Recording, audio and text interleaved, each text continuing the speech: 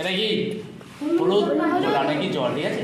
জলের মধ্যে হলুদটাকে গুলে নিয়েছে। হ্যাঁ, এটা একটা আমাদের ইন্ডিকেটর। হ্যাঁ, ইন্ডিকেটর মানে হচ্ছে নির্দেশক।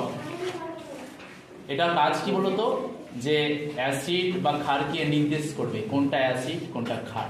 কাপড় কাঁচা সোডা এটা, হ্যাঁ, এটার সঙ্গে মিক্সড করে দেবো। কালারটা তোমরা দেখে নিয়েছো এখনই, ঠিক আছে? এবার মিক্সড করে দিচ্ছি। কালারটা দেখো চেঞ্জ হবে আস্তে আস্তে। হয়ে গেল? প্রথমে ইয়েলো কালার ছিল, পরে এখন কালারটা কি হয়ে গেছে? ঠিক আছে। তো ডিটারজেন্ট পাউডার মেশালে কি হচ্ছে, কালারটা হলুদ থেকে কি হয়ে গেল?